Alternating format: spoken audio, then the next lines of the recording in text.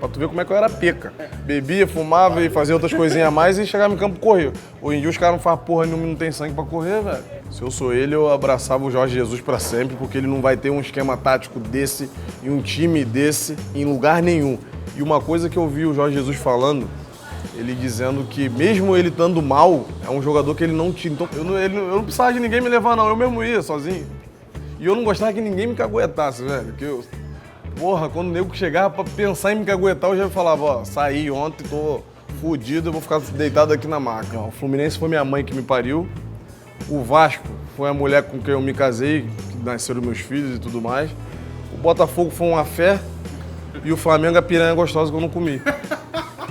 Foi bem assim, bem prático e objetivo.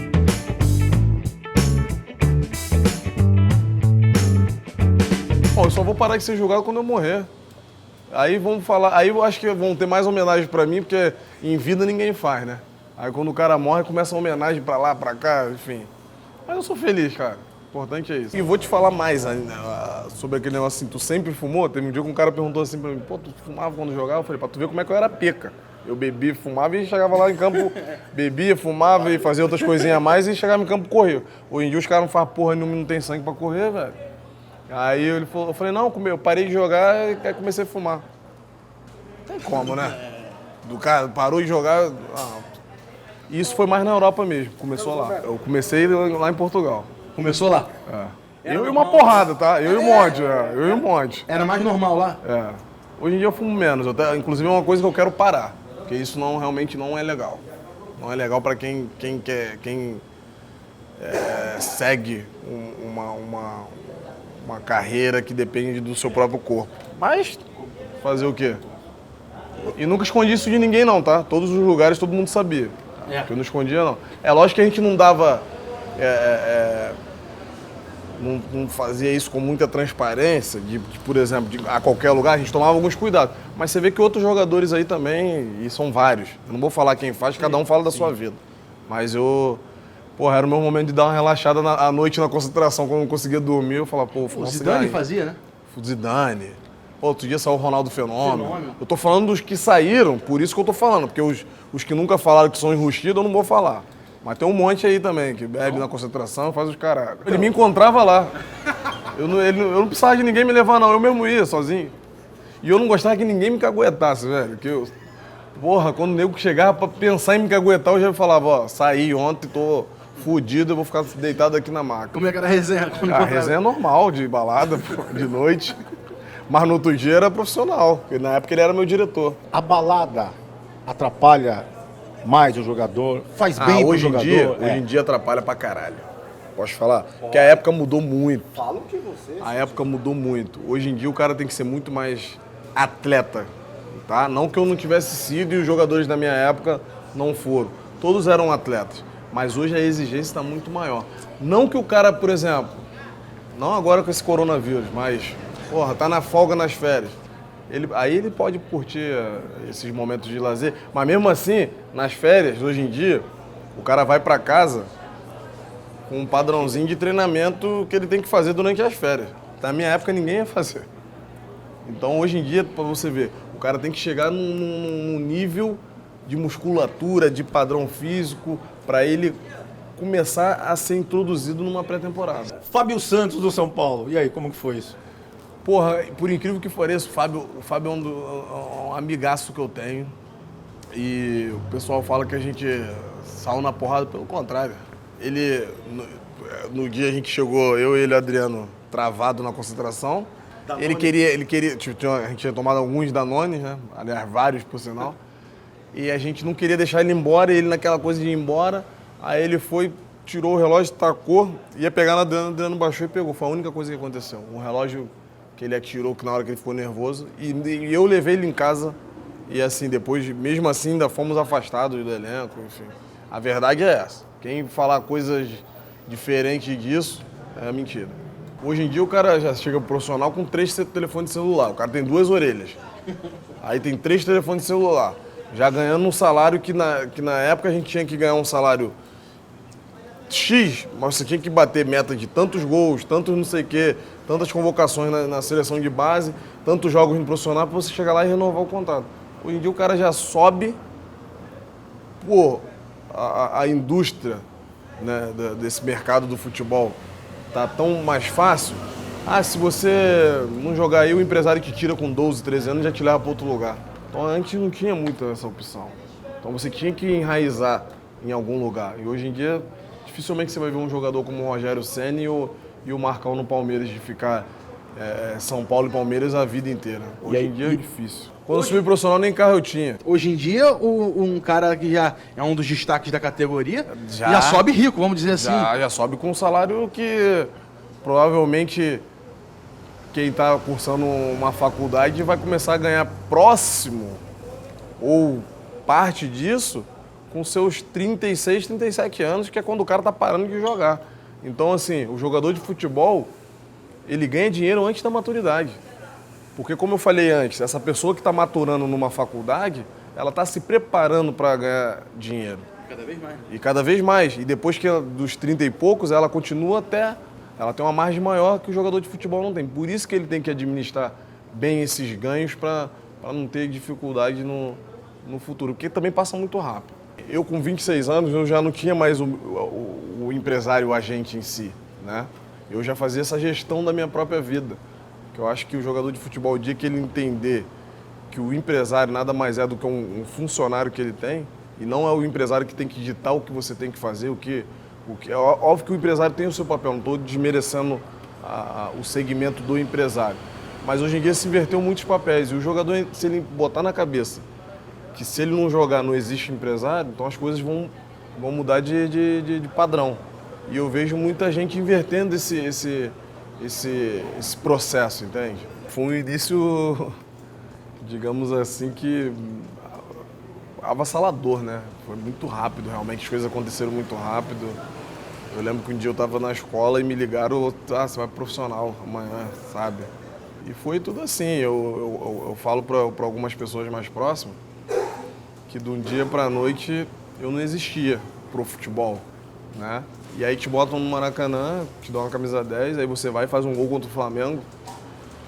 E aí você passa a existir, você passa a ser cobrado, você passa a ser julgado.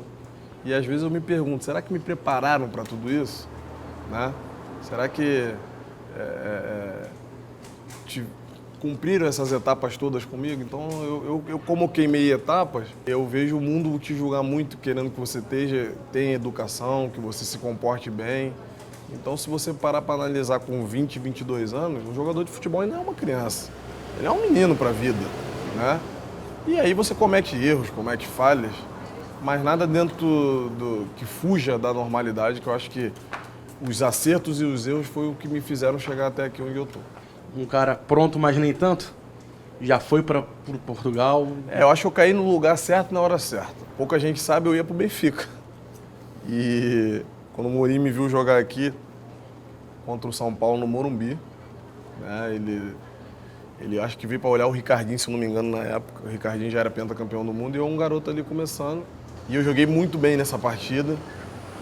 E o Marcão tinha me falado antes do jogo, o Mourinho tá aí, não sei o que, BV. Eu falei, esse cara vai ter que me levar, cara. Vai ter que me levar, porque o Ricardinho tá com a vida ganha. Até brinquei com o Ricardinho um tempo atrás. Falei, eu tô fedendo a peixe, eu tenho que ir. E aí deu tudo certo no fim do ano. Na verdade, já fui comprado ali no meio do ano por um grupo de investidores, na época o Banco Espírito Santo. E quando acabou o Campeonato Brasileiro, eu concluí o Campeonato Brasileiro pelo Fluminense naquele ano. E em dezembro mesmo eu já tinha viajado para Portugal, feito os exames e caí naquele time fantástico do Porto, já ganhando Champions League, ganhando Mundial, ganhando todos os títulos assim. Eu joguei 6 finais naquele ano. É uma coisa muito difícil de se fazer no futebol competitivo de hoje em dia. E sem falar que o Porto não era uma das principais equipes da Europa, como não é até hoje, né? Eu digo para muita gente que, assim, ganhar uma Liga dos Campeões sempre é muito difícil. Você ganhar com o Madrid, com o Barcelona, com o Inter de Milão, Manchester, são as equipes mais prováveis. Agora, você ganhar com o Porto, você tem que valorizar ainda mais. Que é uma equipe que não tem um investimento como essas equipes, né? Eu lembro que o investimento e o orçamento de todo o nosso elenco era metade de uma contratação daquele time dos Galácticos do Real Madrid. Ou seja, 10% de verba do que um clube com potencial de Real Madrid e Barcelona gastava e você ser campeão. Acho que tem que ser muito valorizado. Uma coisa que eu aprendi com o Mourinho, mas assim, foi rápido, a ser mais competitivo dentro do campo. Você trabalha muito sem a bola. E aí você entender que não é toda a falta que você vai cair e o árbitro vai dar, que o jogo segue, aqui tem contato, aqui é assim. Então ele me botou inclusive em alguns jogos para eu jogar de trinco, que na verdade é o volante, hoje em dia lá em Portugal chama trinco.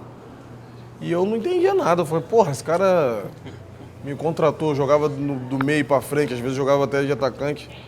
E eu fiquei jogando alguns jogos nessa posição, e só marcando, só porrada. E às vezes eu queria pegar a bola e driblar, ele me tirava. Que ele falou, essa função aí não é para você driblar, é para você combater, para você pelear com os adversários. E aí depois no jogo contra o Manchester United ele me põe na minha posição. Aí ele falou assim, agora você arrebenta com o jogo.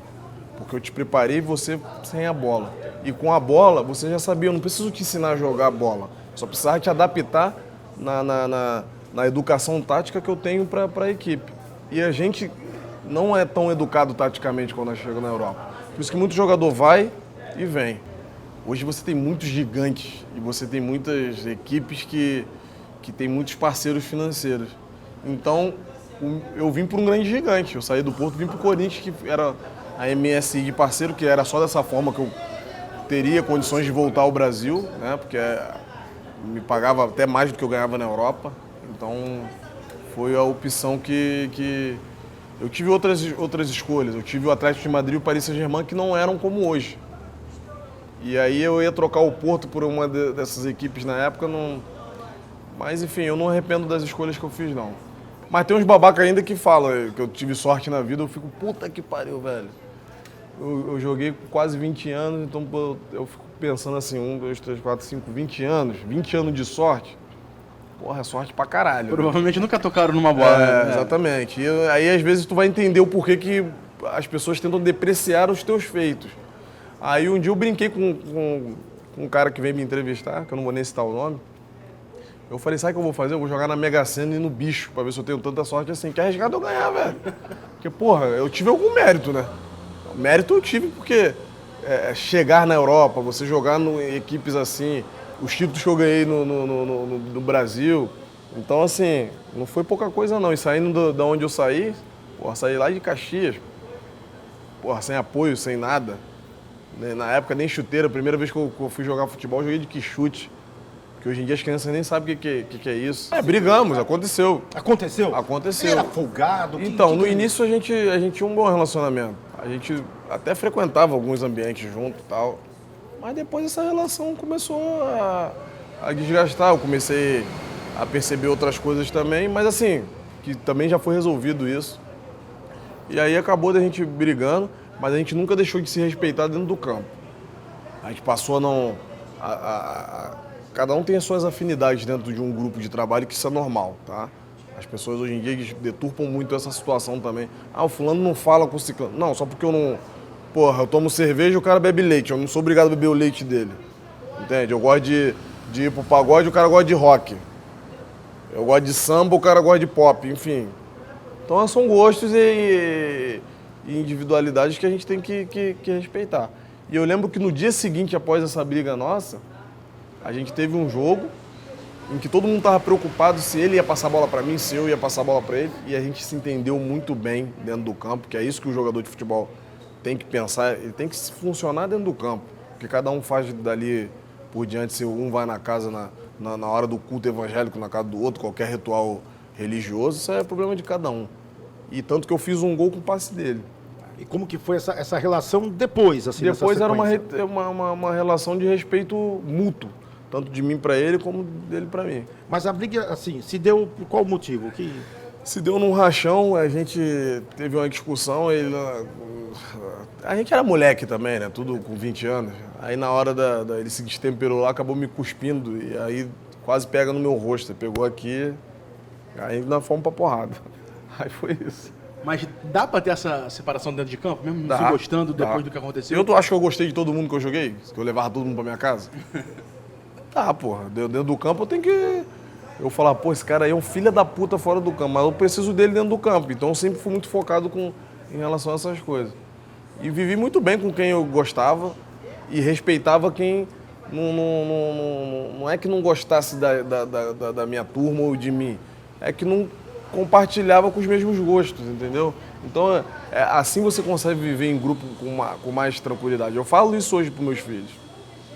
Vocês estudam hoje, vocês jogam futebol com a turminha de vocês, mas vocês vão ver que a afinidade que vocês vão ter com 2 ou 3, 4 no máximo.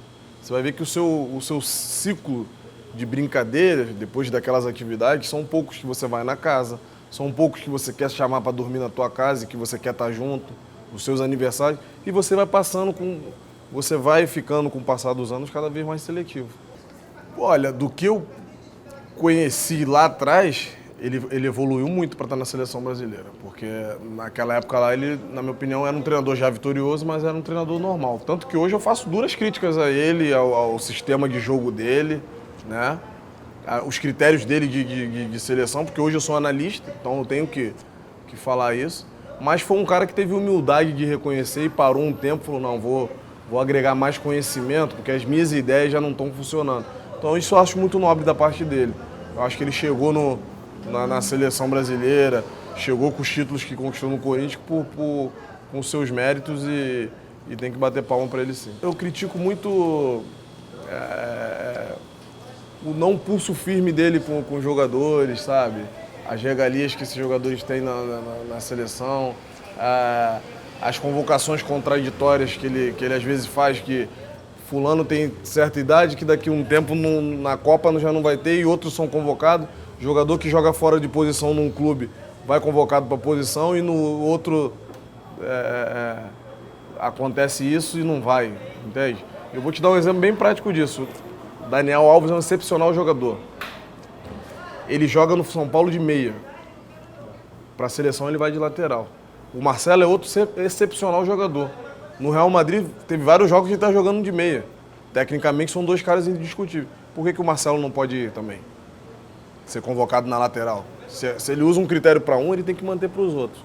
Entende? Então essas são as minhas divergências, mas ele é o treinador, ele que escolhe. Se a gente for discutir aqui, cada um aqui a sua seleção, a gente vai ver que vão ter várias seleções diferentes. Mas não que ele seja um mau treinador, pelo contrário. E eu lembro também que na época de Mas Corinthians... hoje eu trocaria ele, tá? Hoje eu trocaria o Tite. Por quem? Pelo Renato Gaúcho. Por quê? Porque hoje, na minha opinião, falta um cara como o Renato na seleção com esse linguajar mais prático, não esse linguajar teórico que o Tite, na minha opinião, foi o precursor desses treinadores mais novos, inclusive. Eu gostaria muito de ver um treinador estrangeiro trabalhando no Brasil, mas a nossa cultura e a nossa educação não permite que um treinador, a gente nunca ia aceitar. O Jorge Jesus até falou sobre isso. Vai perguntar se um estrangeiro não quer trabalhar na seleção brasileira? Claro que quer. Até porque aqui tem os melhores jogadores e ele sabe que a possibilidade de ser campeão é muito grande. O Brasil é 5 vezes pentacampeão do mundo. Então a nossa cultura ainda não aceita um treinador estrangeiro. A gente já está já implementando na seleção feminina, já tem a treinadora lá que eu esqueço o nome dela. Sueca Ping? A sueca. Enfim, fica como sueca, né? Pra gente não se quebrar. Então, assim, mas para a seleção brasileira vai demorar ainda, cara. Acredito que seja muito difícil isso acontecer, porque a gente tem essa dificuldade ainda, na minha opinião. Mas, por exemplo, eu queria ver um Mourinho sendo treinador, um Guardiola. Imagina se os caras com poder de escolha de uma seleção brasileira.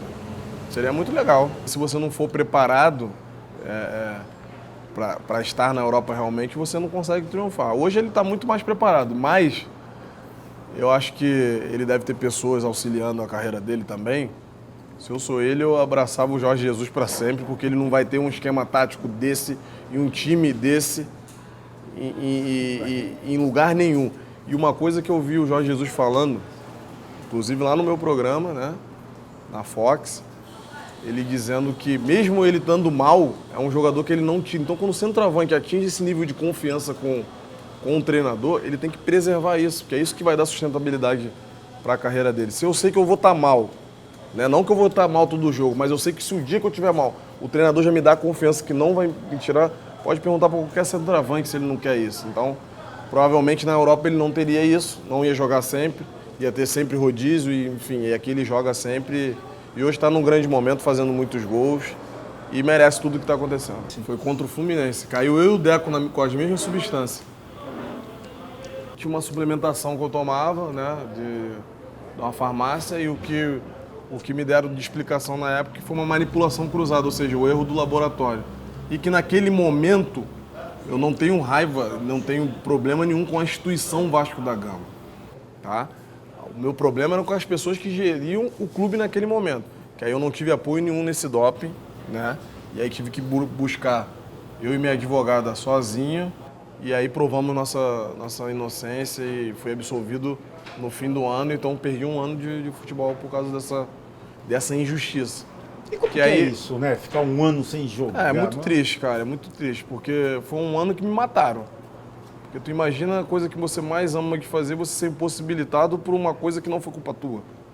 Eu gosto muito de ser responsabilizado pelos meus atos, aquilo que eu faço, que é aquilo que eu domino. Agora, o que o outro faz, o que o outro pensa, eu não domino a cabeça de ninguém. Então, eu não posso ser culpado pelos erros de ninguém. Então, foi uma injustiça muito grande que cometeram comigo, que me atrapalhou. Na época, eu já tinha meus filhos e, assim, quando sai uma notícia, Carlos Alberto caiu no doping. O outro malicioso aqui, ele já vai olhar, porra, pode ter usado droga, pode ter isso, pode ter aquilo. E quando sai a absolvição, sai uma linha desse tamanho. Ninguém explica que foi uma substância que erraram na hora de manipular o medicamento ali e tal, enfim. Mas também passou, depois eu voltei a jogar e consegui voltar num bom nível. Mas nesse momento passou pela sua cabeça? Pensei até em parar. Pensei em parar, óbvio. Porque nesse momento você fica fragilizado emocionalmente, né? E aí você quer ter paz, você não quer... Você sai na rua e te taxam, aí te rotulam e falam que você que tá errado, que sou eu que tenho que provar o que entrou dentro do meu organismo. Então assim, se você tiver que provar tudo que entrou no teu organismo, você não bebe nem água. Tu vai morrer por inanição, né? Porque se for dessa forma... E aí depois eu fiquei até um pouco neurótico e paranoico nos lugares onde eu ia. Passei a não tomar nada aberto, sempre tudo fechado. Eu nunca aceitava nada de ninguém. E assim, é os cuidados que a gente tem que ter. Porque se eu for numa churrascaria almoçar, numa semana de jogo importante, o garçom lá quiser me sacanear porque ele torce pro time que eu vou enfrentar, ele vai lá, bota alguma coisa na minha comida, acabou. E como é que eu vou provar um negócio desse? Então, a gente tem que avaliar situações e situações. Época de Vasco, parece que rolavam umas brincadeiras, que aí ia pro chão e tal. Aí, a gente fazia às vezes ficava um pouquinho mais sério. Aí rola a lenda. Apagou ou não apagou o Pimpão? Apaguei. Mas o Pimpão não foi rola no chão, não. Foi um boxe mesmo que eu dei nele. No pé do ouvido. Caralho. Mas foi uma brincadeira que descambou? Não, mas foi brincadeira não. Ele chegou apelando comigo, me mandou tomar no cu, caralho. Me xingou pra caralho de uma porra lá, de um negócio. Aí eu, meu irmão, eu perdi a cabeça. Mas hoje em dia me dou super bem com o Pimpão. Que eu falei, é coisa da idade, cara. Te perdoou? Perdoou, eu perdoei ele também. A gente se dá bem, se encontra. Inclusive defendi ele aí quando o Montenegro meteu o pau nele aí recentemente, depreciando ele como atleta profissional, enfim. Mas teve isso sim. Posso te falar de coração? Eu fiz até uma analogia com os times do Rio, até falei isso, nego Rio, tem gente que me criticou, mas eu não estou muito preocupado também com o que me critica, porque esse cara que me critica, ele não me pede opinião para me criticar, então caguei porque ele pensa. Eu fiz uma coisa assim, ó, o Fluminense foi minha mãe que me pariu, o Vasco foi a mulher com quem eu me casei, que nasceram meus filhos e tudo mais, o Botafogo foi uma fé e o Flamengo a piranha gostosa que eu não comi. Se você tá num programa, você sente que um colega deu uma derrapada, você vai dentro? Eu vou dentro. Se não for verdade, eu vou discordar na hora. Pode ser quem for. E lá a gente tem várias discussões, assim, mas discussões positivas. E não é por conta de deslealdade, não. É por conta de, às vezes, um não concordar com o raciocínio do outro. Que isso é normal em qualquer empresa, qualquer família, em qualquer segmento. E, às vezes, a gente tem uns entreveiros ali no ao vivo, mas, assim, nunca aconteceu de ter uma informação desleal. Porque aquelas pessoas que trabalham comigo nem têm esse perfil, mas... tanto da minha parte quanto da deles, isso ali nunca vai acontecer. De preza, né? pela lealdade, cara. Porque você sendo leal, você tem o respeito das pessoas. Você imaginava lá quando ainda estava jogando? Nunca. Se eu seria hoje comentarista, nunca imaginei. São coisas que a vida nos leva para alguns caminhos que você, como eu falei, você tem só que se preparar. Já que eu estou entrando numa coisa nova, eu tenho que me preparar para tentar fazer da melhor forma. E quando você falou, vou me preparar, aí teve o convite, você aceitou. Qual foi a primeira pessoa que falou, você, comentarista? Teve isso? Então, eu tive o convite de outras emissoras. Aí eu conversei com uma pessoa, pô, tu leva jeito, tu tem história, tu tem propriedade para falar, tu é um cara inteligente, bem articulado. Personalidade que... Exatamente. Tudo isso foram ingredientes que me fizeram tomar a decisão. Eu falei, então, já que eu vou fazer, eu não quero que as pessoas achem que eu caí de paraquedas nisso. Eu vou me preparar para isso. E aí fui buscar os conhecimentos que eu falei antes, fui fazer cursos. E esses cursos foram importantes para me dar autonomia, discernimento, postura para eu exercer a função que eu exerço hoje. Na verdade, assim, o jogador de futebol hoje já está se tendo uma visão melhor sobre isso, até porque a gente tem exemplos ruins que infelizmente a gente tem que falar, né, de jogadores que tiveram oportunidades e às vezes fizeram escolhas erradas, né? Então eu sempre procurei aproveitar muito bem os momentos que eu estava vivendo, que eu sei que aquilo também não era para sempre, né?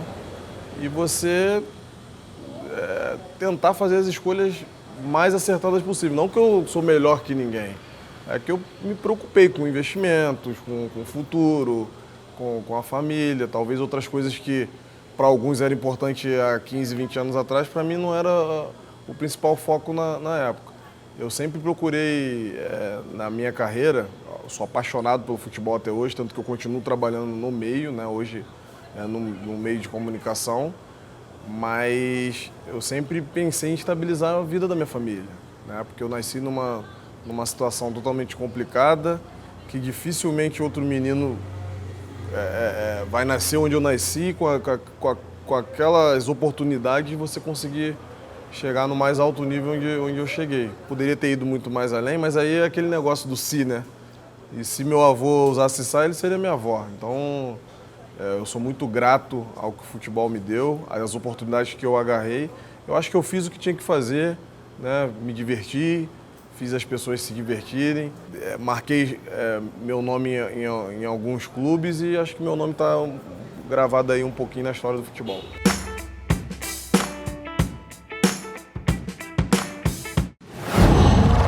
Qual?